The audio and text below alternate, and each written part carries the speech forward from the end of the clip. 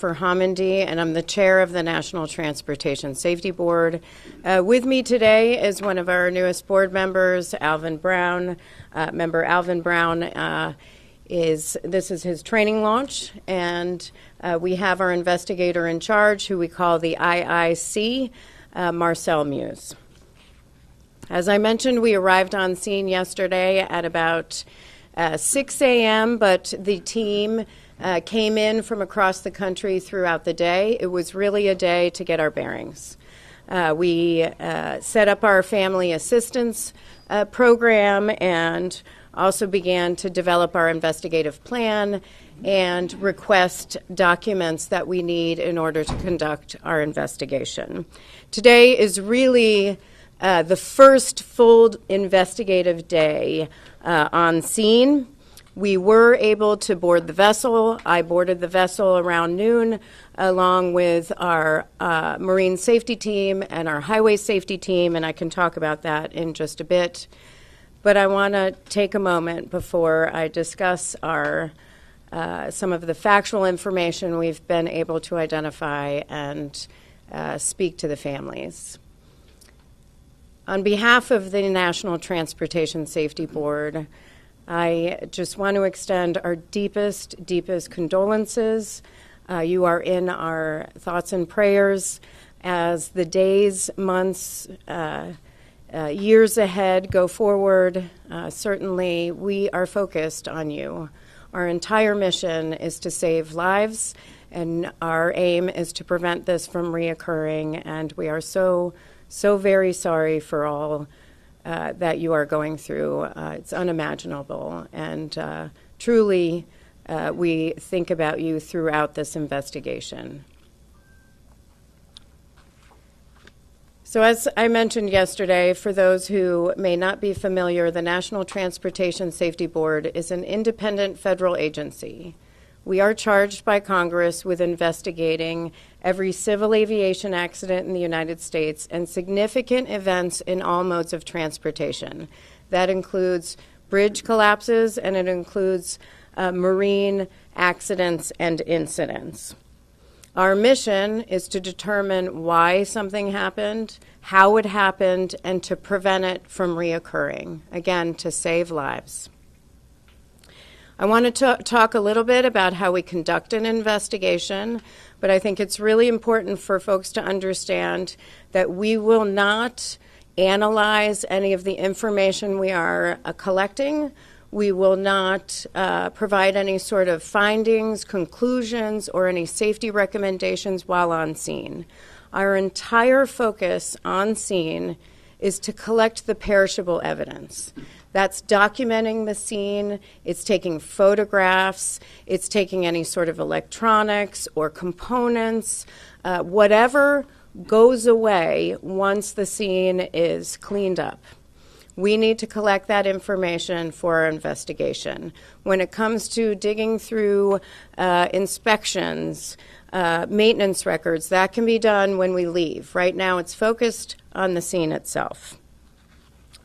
So to conduct our investigation, we work with parties to the investigation. Parties to the investigation provide us technical information. This is factual information that we use as part of our fact-finding. So if we need bridge inspection data, we would ask, say, the Federal Highway Administration or information about Coast Guard inspections, we would ask the Coast Guard. So parties to the investigation are the United States Coast Guard, Maryland Transportation Authority, the Association of Maryland Pilots, and we've invited Grace Ocean Private Limited and Synergy Marine Private Limited. Grace Ocean is the owner of the vessel, and Synergy is the operator of the vessel. Again, these parties are part of the fact-finding. They do not conduct analysis with the NTSB. The NTSB does that independently on its own, and then we do our own findings, our own probable cause, and our own safety recommendations. Now, in order to effectively carry out an investigation, we have experts throughout the NTSB in different areas. And so we break up our investigation into groups. Those groups focus on their particular areas of expertise. In this safety investigation, we have a nautical operations group. This group gathers evidence to document the actions taken by the vessel, the procedures for the safe operation of the vessel, company oversight, waterway management, safety management, and regulatory oversight. That group would and has collected and has asked for information on, say, duty records, licensing, training. They requested the crew list, so we were able to confirm that there were 21 crew members on board the vessel at the time of this accident, plus 2 pilots. That's 21 crew members plus 2 pilots for a total of 23 individuals on board the vessel at the time of the accident. They also were able to obtain the cargo manifest. Now, the cargo manifest, we did bring in one of NTSB's senior hazmat investigators today to begin to look at the cargo and the cargo manifest. He was able to identify 56 containers of hazardous materials. That's 764 tons of hazardous materials, mostly corrosives, flammables, and some miscellaneous hazardous materials, Class 9 hazardous materials, which would include lithium-ion batteries. Some of the hazmat containers were breached. We have seen sheen on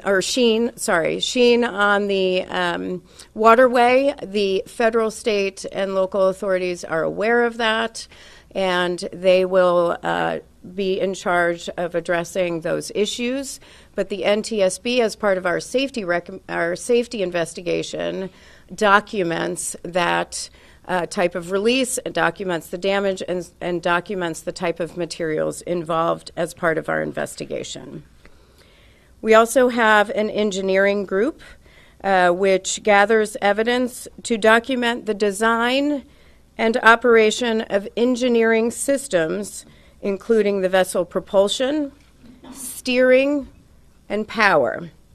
The operations and engineering group was able to board the vessel last night, and they did a walkthrough of the vessel, including the bridge and the engine room.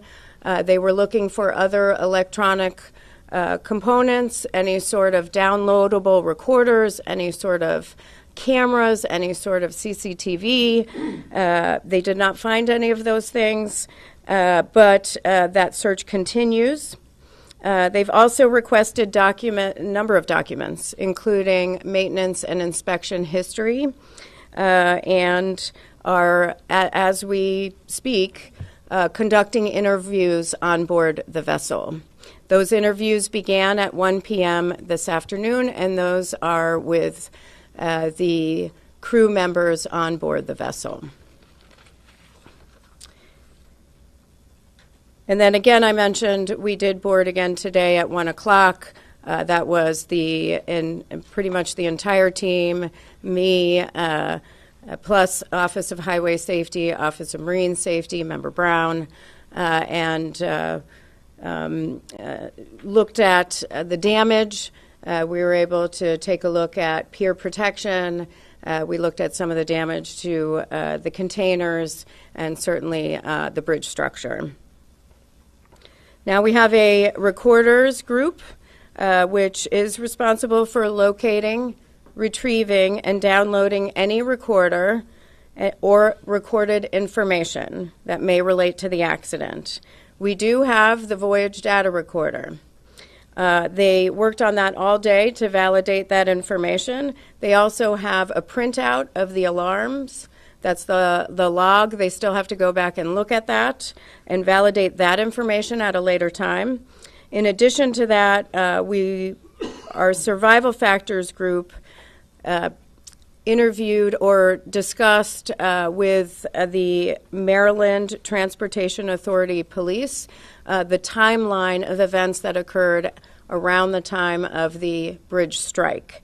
Though that two sets of information we're putting together in a timeline that we will release through our social media channels. But for right now, I'm going to ask Marcel to go through the Voyage data recorder information that we have to share with you, as well as some of the information that we gathered from the police. Thank you, Chair. Information from the Dolly's Voyage data recorder, or what we call a VDR, was successfully recovered on the morning of the accident by the U.S. Coast Guard. It was provided to the NTSB upon our arrival. Approximately 6 hours of VDR data was provided to the NTSB. The recording included the time period from midnight to 6 a.m. By regulation, the VDR is required to record 30 days of history, and the NTSB is continuing to obtain more data. The times expressed below, as recorded by the VDR and converted to local Eastern Daylight Time. All information is preliminary and subject to final validation.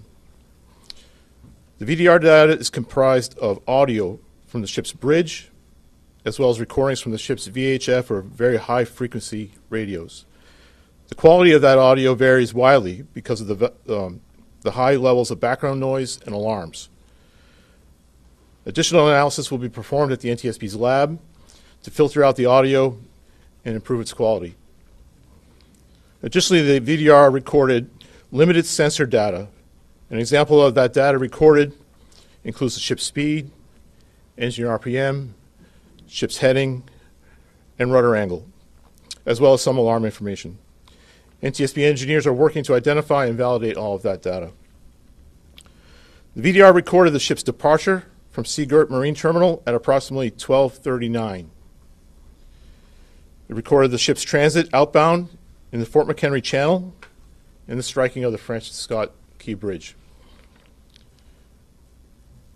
By 1:07, the ship had entered the channel, and by 1:24, the ship was underway on a true heading of approximately 141 in the Fort McHenry Channel at a speed of over ground of approximately 8 knots, or 9.2 miles per hour. At 01:24 and 59 seconds, numerous audible alarms were recorded on the ship's bridge audio. About the same time, VDR sensor data ceased recording.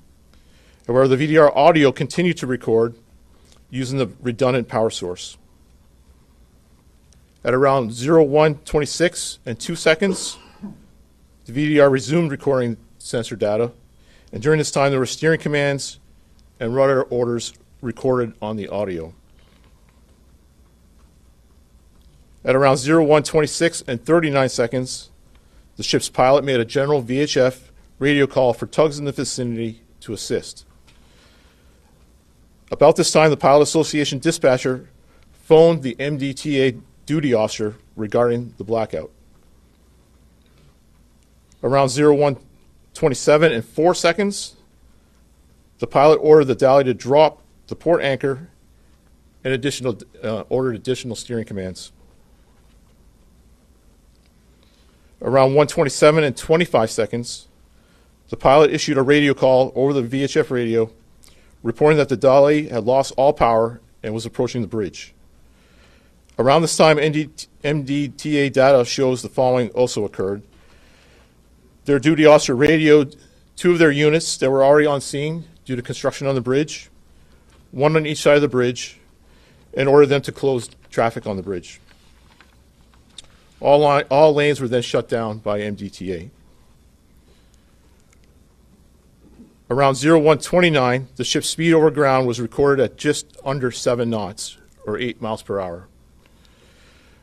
From this moment until approximately 1:29 and 33 seconds, the VDR audio recorded sounds consistent with the collision of the bridge. Additionally, around this time, MDTA dash cameras show the bridge lights extinguishing. Additional analysis of the VDR audio in comparison with other time sources will be needed to determine the exact time of contact between the Dally and the bridge. At 1:29 and 39 seconds, the pilot reported the bridge down over the VHF radio to the Coast Guard. The NTSB will later convene a group of technical experts to review the entire VDR recording and develop a detailed transcript of the dialogue and the events and the event alarms as recorded. A few areas of that I just want to clarify. The data that we received from the Coast Guard, which was they were able to obtain on the bridge by downloading the information from the VDR from midnight to 6 a.m. That's a standard time frame. They provide that immediately, so we can see that time frame around when the accident or incident occurred, knowing that we can go back and get the rest, that there should be 30 days there. So this is the immediate information that they give us, but it's not, I don't want anyone to think anything was being held back. That's very standard information. I do want to thank the Coast Guard for that because that was pretty immediate. It was done right away, and then they provided us with a thumb drive that we were able to evaluate back at our lab at headquarters.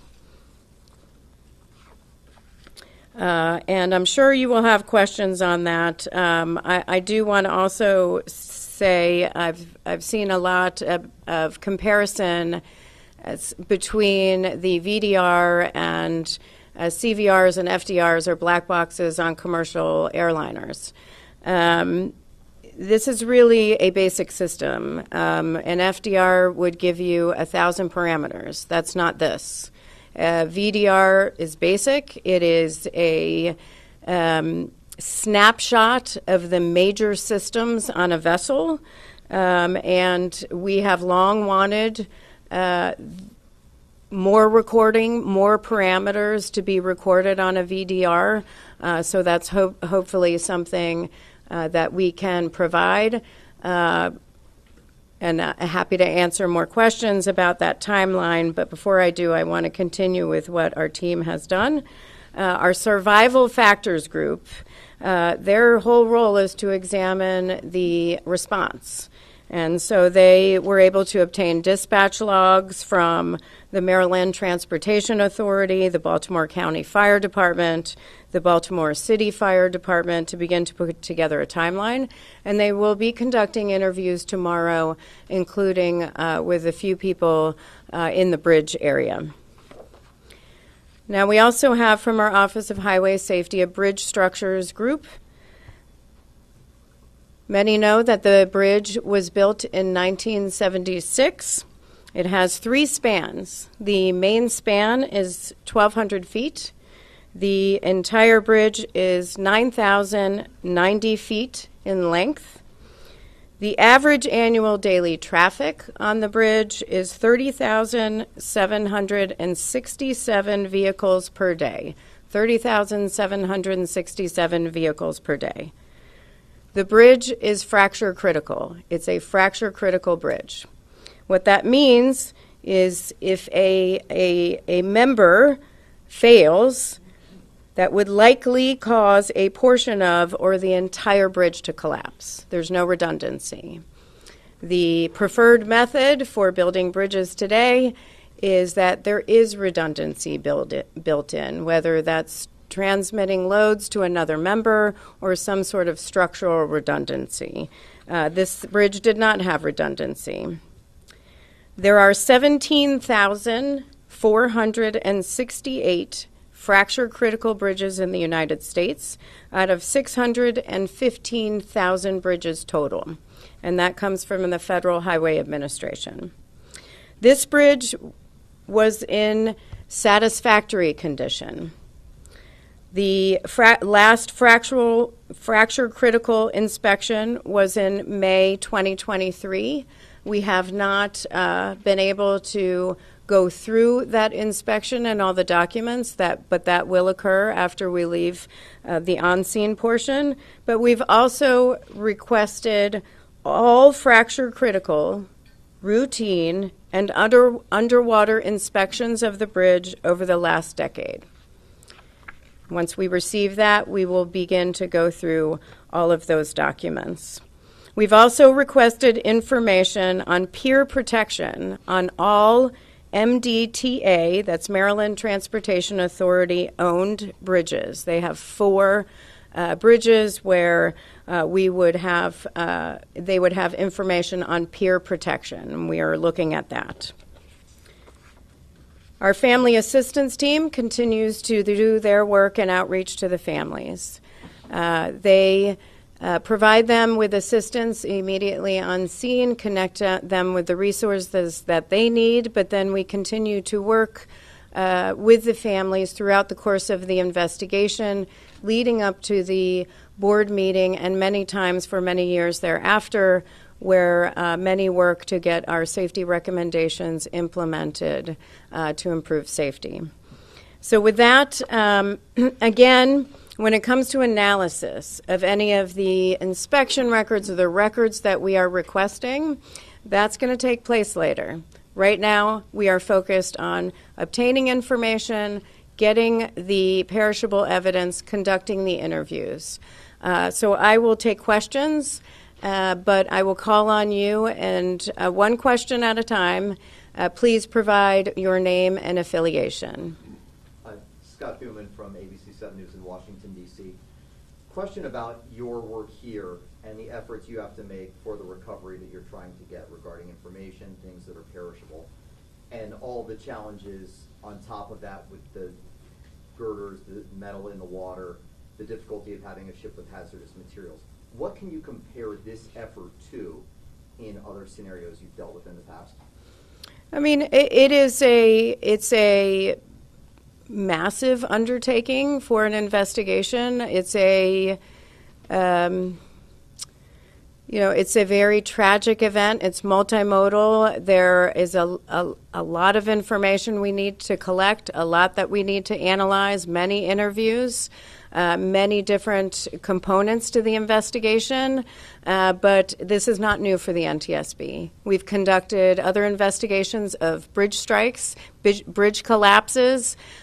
We have an amazing team of individuals who are focused on very specific areas of expertise, and so I have no doubt that we will be able to pull this together in hopefully 12 to 24 months. With that said, we will not hesitate again to issue urgent safety recommendations before that time if we need to. Pete. You said that there was limited sensor data from the Voyage data recorder, engine RPM, heading, rudder angle, and alarm information. How upsetting is that to you, knowing that there were not more parameters recorded? So this is a newer, the question is the parameters on the VDR and the limited information that Voyage data recorders provide. I'll ask Marcel to add to that, to my answer.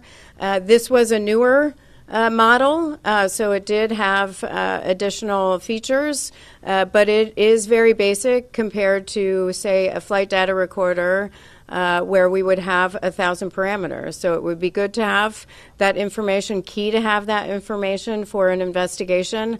I think Marcel can provide additional information on what might be missing. So this is a Voyage data recorder. It's not a ship-wide system recorder. So most of the sensors that are being recorded are from the bridge, so things like GPS, the audio, rudder feedback, rudder commands are recorded on there, but not engineering, the temperature of each cylinder, power distribution sensors. Those things are not recorded on a Voyage data recorder. And we're looking for other sources of data in the engine room that would give us that data. The VDR also does record snapshots of the radar and the electronic chart. We do have that. I just have one tiny follow-up, which is, would that have been able to tell what the source of the power outage on board the ship was? We'd have to determine that as part of our analysis in this investigation. Too early to tell. Hi, Phil Yakubuski here from WBAL in Baltimore. You said that there were 56 containers of hazardous materials on board that ship. How many of those are in the water, do you know, and what's the timeline to getting those out of the water, and the rest of the containers that are sitting on that ship in the Patapsco? Yeah, I did see some containers in the water and some breached significantly on the vessel itself. I don't have an exact number, but it's something that we can provide in an update, and certainly in our preliminary report, which should be out in 2 to 4 weeks. The timeline to getting those out of the water? That is not something that the NTSB does as part of our safety investigation, but that is something that I would refer to the federal, state, and local authorities. Yep. Sorry, Tom. May I follow on that question, and particularly on WTOP? Could you characterize the level of concern about this hazardous material leak, the sheen on the water? I mean, should people be concerned about this right now? And is there anything being done to mitigate that? The authorities are aware. It's of the materials themselves, and I would just direct you to them for those sorts of questions. Tom. Madam Chair, could I ask you to give me again the time that the pilot called for the tugs? I didn't get that as quickly as you happened to mention it. And the second of all, when the pilot called for the tugs, confirming the ship had no tugs at all, helping it navigate through the waters before it hit the bridge? That's correct. The tugs help the vessel leave the dock, leave the port, and then get into the main ship channel, and then they leave. Once it's on its way, it's a straight shot through the channel. So there are no tugs with the vessel at that time. So they were calling for tugs. Do you have the time frame? Sure. The pilot made that call at 1:26 and 39 seconds, according to the VTR.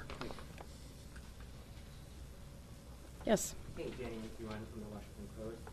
Two things. One, can you update us on the status of the ship workers? What's the food and water situation like, and how long can they expect to be there? And then two, did the ship have signs of power problems before the Mayday call? We have heard there's a question on the concerns about power, or reports of concerns of power outages on the vessel prior to that moment of the bridge striking. We have seen reports of that. We've read reports of that. We've heard reports of that. That's all part of our investigation that we'll have to look into and verify. With respect, there was a question on the food situation with the workers on board. The cook was cooking. When I got on board, it smelled very good, and I was very hungry. So I don't have any other information other than that, but we were able to engage with some of the crew members, and others are part of the interviews that are ongoing. No information on how long they'll be there? On information on how long they will be there, that is not information I have at this time. Sir? I'm just interested with WSA 9. You said there were reports of potential outages. Are we talking about days, weeks, months? Can you give us any kind of time reference? For the outages on the vessel, you're asking about outages on the vessel prior to this moment of striking the bridge. We don't have any information of outages on board the vessel prior to that time. Certainly, we are going to look at what we can get from the VDR data because there should be 30 days. So hopefully we'll be able to find something in that data if the entire 30 days is there. But we are aware of the reports, and that's something that we need to look into. Chris? Yeah. Can you you mentioned when you were doing the TikTok that some of the audio was obscured by alarms, that alarms started sounding. Can you give us some sense as to what that experience on the bridge was like in those moments? Was it a cacophony of alarms? Was it calm? What you're able to take from the recording? Sure. I actually don't have that information right now. That's why we take the data back to our lab where we can filter out some of that background noise and some of those alarms as well. Also, bring in parties that will help us understand what we're hearing, who's talking, if there's some foreign language. That's why we have parties come in and join us and also use the software that we have back in Washington, D.C. to do that. We're not able to do that on scene here. So you've not listened to the recording? I have not, no. That's our recording group that does that. And if I may follow up, just what you experienced on the ship, the state of the ship, the bridge, the condition. What we experienced on the state of the vessel and the condition is the question. I mean, it's pretty devastating, certainly, seeing not just what's going on with the cargo containers, but just looking at what was a bridge span, 3 bridge spans, that is pretty much gone. That is, it's just utter devastation. And when I look at something like that, I am thinking not about the container ships that are coming through, not about traffic getting back up and running on the bridge. I'm thinking about the families who've lost loved ones and the families who are waiting to reunite with loved ones and what they must be going through. On the alarm information, just to add to that, we have the logs, and we'll go through that. But when we provide the transcript, a lot more will be on the transcript, which we will read out during the course of the investigation. Tom? Have you spoken to the pilot at this point? The question is, have we spoken with the pilot? There were 2 pilots on board at the time, and those interviews are scheduled for tomorrow. And have you spoken to the ship's captain?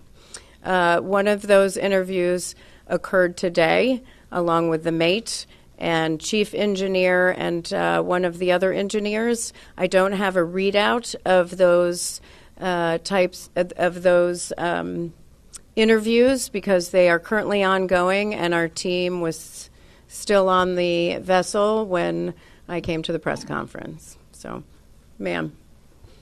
Yep. Kristen Griffith with the Baltimore Banner. I know you said you guys aren't in the analysis phase yet, but can you at least say if you're considering whether the cause of the power loss to the vessel has to do with contaminated diesel fuel?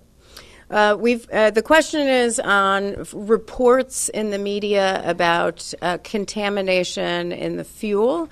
As part of any investigation by the NTSB, we look at the fuel system. We collect a sample of the fuel. In this particular situation, it would be marine diesel fuel, but we still have to do that. That sample will be taken, and we will analyze the quality, any sort of contaminants. We'll look at viscosity. That'll be part of our investigation. Back here. Yep. Kelsey with WJZ here in Baltimore. How quickly was the crew in touch with authorities? On the timeline? And the question is how quickly the crew was in touch with authorities. You have the timeline. The call went out from the crew about the bridge being down at 1:29 and 39 seconds. And we have the bridge fall about 1:29 and 0 seconds. Something was wrong. Our first indication of a problem was when the pilot called for tugs. So that was at 01. I'm sorry. Hold on. At 01, 26, and 39 seconds is when the pilot called for tugs. That would be the indication. That's the indication of the first sign of needing help. How long was that after the VDR stopped recording? That was 1:26, I think, it's something. 1:24 and 59 seconds. Thank you. Was there any controllability left in the boat after these alarms went off? And, I mean, was there any hope, I guess is kind of the question, that they could steer this ship back onto the lane? Was it out of control? Well, first of all, we've seen the recordings. We have data which is consistent with a power outage. However, we don't have information, factual information, that can confirm that power outage. So we aren't there yet. That's why we are looking for more information on the ship. Yep. You have a video that pretty much shows everything that happened in this crash. How helpful is the video that shows what happened? Yeah, so the video, the question is how helpful the video is that we've seen circulating of the bridge strike. Certainly it is helpful, but the NTSB has to focus on data that we are able to validate as part of our investigation. The public, the world, relies on us to be independent, thorough, fact-based, and it is meticulous work. But because we do that, we get to the right solutions as part of our investigation. We are very careful not to jump to conclusions, to speculate, and so it's helpful to have. But what's really helpful is the information that we are able to validate, and that takes time, and that will lead us to the findings, probable cause, and safety recommendations that we'll issue. Yes? Can you tell me exactly the kinds of hazardous material that were in the containers that were breached and how much spilled, approximately how much has been spilled into the waterway? The question is the types of hazardous materials that were breached. The information I have right now of the containers of hazardous materials, the total of 56 containers, were those contents.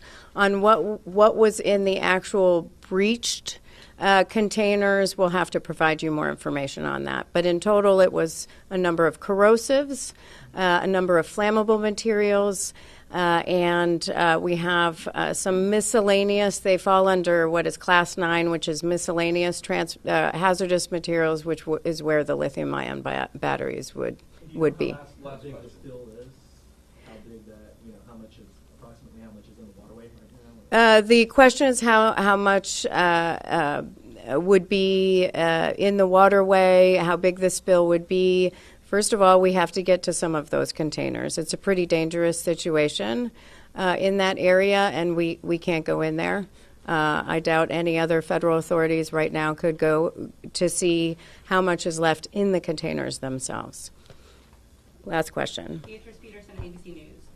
I'm just curious, has the ship regained power, and if the bridge wasn't destroyed, would the ship be able to move?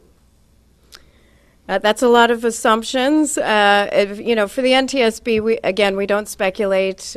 We don't make assumptions on the what-ifs. Right now, we are just focused on the facts and on what occurred in this accident to determine what happened to prevent it from reoccurring. And can you talk to me a little bit more about the safety challenges? Earlier today, Governor Moore said that they had to suspend the recovery mission because it was unsafe for the divers to swim. I was just wondering, are there any other challenges you guys are facing outside of the hazardous materials? The question is on the challenges for our team. There's certainly a number of challenges. Today it was raining. I will say what it requires to go to the vessel. The MDTA police took us on a smaller vessel out to the container ship, and we are going up a Jacob's ladder outside of the vessel, all of us. Once we get up there is a lot to traverse. It's raining. It's slippery. Of course, we have the hazardous materials. We have containers that are open. We certainly have structural damage everywhere. So we have to make sure that we have our safety gear, that we are focused on holding both handrails at the same time, and being safe in wet conditions, and it's cold. that can be very difficult. And so safety is a top priority. Certainly for us, it's a value for the NTSB, but it is very difficult. And I'll say, just being out there when the Baltimore City and Baltimore County Police today, who were doing a lot of the work on the recovery mission, I mean, it's cold. It's cold water. It's raining, and you have current and all sorts of waterway challenges. So it can be very dangerous. But listen, everybody is focused on the right thing, which is reuniting families with their loved ones. That has to be our main focus.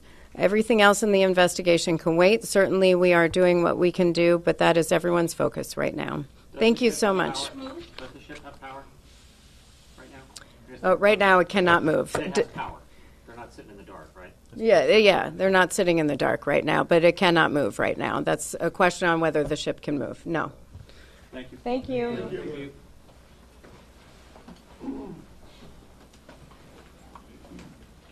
So the chair said that we're going to put that out on social media, all those numbers that you read off. We'll tweet it out. Yeah, so I'll tweet that out to our